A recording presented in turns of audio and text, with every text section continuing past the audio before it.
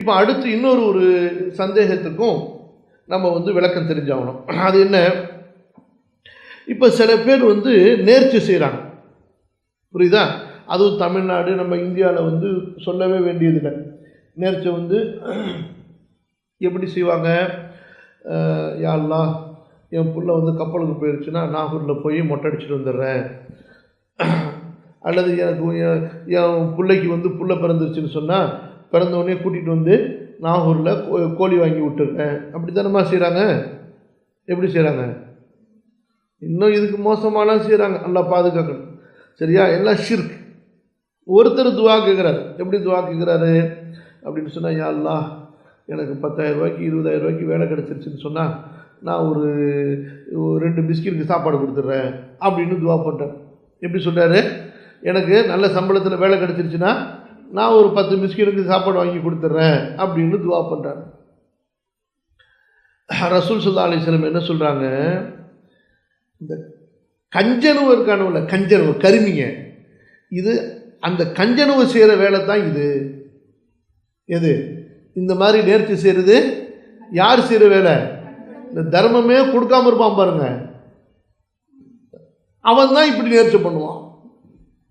அப்போ ரசூலுல்லாஹி ஸல்லல்லாஹு அலைஹி வஸல்லம் இந்த மாதிரியான நேர்ச்சிகளை தடுத்தார்.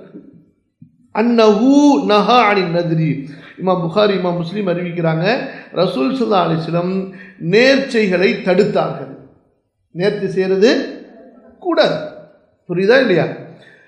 வகால இன்னஹு லா யஅதி பிகைர். இந்த நேர்ச்சையினால ஒன்றுமே நடக்காதுன்னா, இந்த நேர்ச்சை எந்த நன்மையையும் கொடுக்காது. வ இன்னமா யுஸ்தக்ரஜு பிஹி மினல் பகீல். இந்த நேர்ச்சையின் மூலமாக கஞ்சனை அல்லாஹு தஆலா செலவழிக்க வைக்கிறான். இப்படிப்பட்ட நேர்ச்சையின் மூலமாக கஞ்சனை அல்லாஹ் செலவழிக்க வைக்கிறான். சரி, அப்ப நல்லவர்கள் என்ன செய்வார்கள்? சாப்பாடை வாங்கிட்டு போய் ஒரு 10 ஏழைக்கு கொடுத்துட்டு, ரஹ்மானே, உன்னுடைய பசித்த அடியார்களுக்கு நான் சாப்பாடு கொடுத்தேன், உன்னுடைய பொருட்டால் இதை ஏற்றுக்கொண்டு இப்போ நான் கஷ்டப்பட்டு இருக்கிறேன், எனக்கு ஒரு நல்ல வேலையை கூட அல்லாஹ், அப்படி துவா செய்வார். எப்படி செய்ய மாட்டார்கள்? யா அல்லாஹ், நீ எனக்கு முதல்ல வேலையை கொடு, அப்புறமா நான் 10 பேருக்கு சாப்பாடு கொடுக்குறேன்.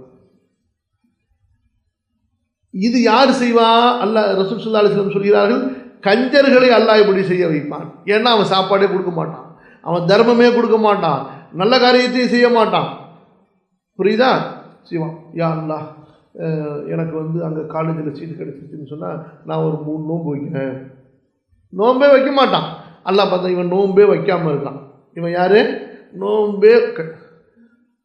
நோன்பே வைக்காத தின்னிராமன், காசு கொடுக்காதவன் கஞ்சங்க, நோன்பு வைக்காதவன் சாப்பாடுறான், கொலு கொலு கொலு கொலு தின்னு தின்னு தின்னு தின்னு தின்னு தின்னு. இவன் நோன்பே வைக்க மாட்டேங்கிறான். சரி, இவனுக்கு ஏதாச்சும் ஒன்று போடும்.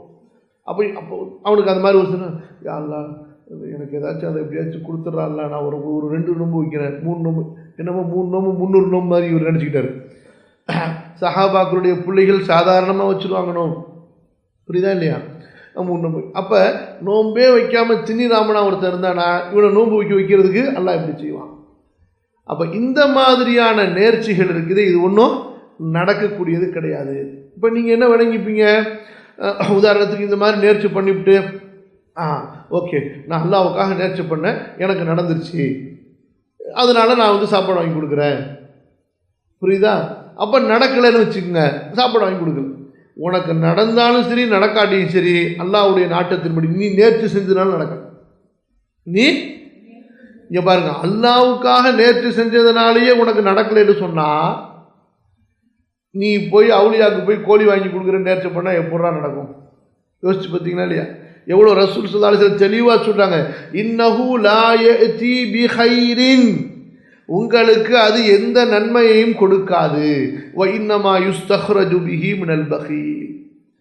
கஞ்சனை அல்லாஹு தஆலா செலவழிக்க வைக்கிறான்.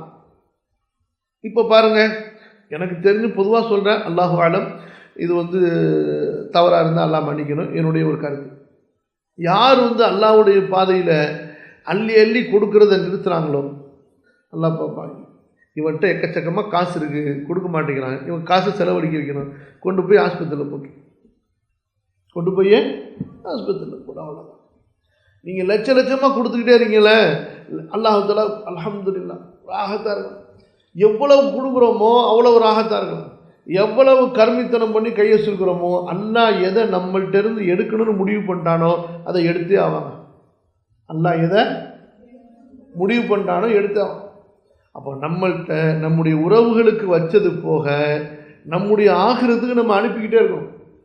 நம்முடைய உறவுகளுக்கு வைக்கிறீங்க பாருங்க, உங்கள் பிள்ளைக்கு உங்கள் சொந்த குடும்பத்துக்கு, அது போக மிச்சம் மீதி உள்ளதை என்ன செய்யணும்? ஆகிரத்துக்கு அனுப்பிக்கிட்டே இருக்கணும். புரியுதா இல்லையா? மனசே வருதா? வரும். என்னதான் இந்த துன்யாவில் இந்த மக்களுக்கு இந்த நேரத்தில் பொதுவாக நான் அடிக்கடி சொல்கிறேன், உங்களுக்கு தெரியும், வகுப்பு ஆரம்பிச்சிருது. இப்போ நம்ம வாழக்கூடிய இந்த நூற்றாண்டு இருக்குல்லாமா, உலகத்தில் இதுக்கு முந்தைய நூற்றாண்டில் இல்லாத அளவுக்கு பணப்பிசாசு பிடிச்ச உலகமாக இருக்குமா? காசு பிசாசு, பணப்பிசாசு. புரியுதா இல்லையா? எல்லாமே மணி மைண்டட், எல்லாம் காசு பணம் காசு பணம் காசு. தொழுதா துவா செஞ்சால் மனசில் நிம்மதி வர்றதில்லை. கையில் காசை பார்த்துட்டோன்னா அப்பா பண்ணுலாம் தெரியுது இல்லை, மூஞ்செல்லாம் ஃப்ரெஷ்ஷாகிடுது இல்லையா? நம்ம சொல்றீங்க. ஆமாம், கையில் காசு குறைஞ்சிக்கிட்டே கடைசியில் மாதம் முடியும் போது காசு இல்லையா? அவ்வளோதான். யாராவது என்னங்கன்னு கேட்டேன், நமக்கு பேஷண்ட்டு கோமா ஸ்டேஜ்லேருந்து எந்திரிச்சு வந்த மாதிரி சுத்தமாக புரியவே இல்லை இன்னைக்குடைய கலாச்சாரம். எல்லாம் பாதுகாக்கும். சரி, விஷயத்துக்கு வரும். அல்லாஹும்ம ஸல்லி அலா நபியினா முஹம்மது ரப்பி ஜித்னி இல்மா. அப்போ என்ன நம்ம விளங்கணும்? விதி என்பது எழுதப்பட்ட முடிவு செய்யப்பட்ட ஒன்று. புரியுதுங்களா? அப்போ நம்ம எதிர கவனமாக இருக்கணும். ஆகிரத்துடைய அமல்களில் கவனமாக இருக்கணும். ஆகிரத்துக்காக வேண்டி தேடுவதில் நம்ம கவனமாக இருக்கணும். மற்றபடி இந்த துன்யாவுடைய விஷயங்களில் எது நமக்கு முடிவு செய்யப்பட்டதோ அதை நோக்கி நம்ம போய்கிட்டே இருக்கிறோம். அதை நம்ம ஒரு டென்ஷனாக ஒரு பிரச்சனையாக எடுத்துக்கொண்டு அதனால நம்ம சோர்வடைஞ்சிடக்கூடாது. விளங்குச்சுங்களா?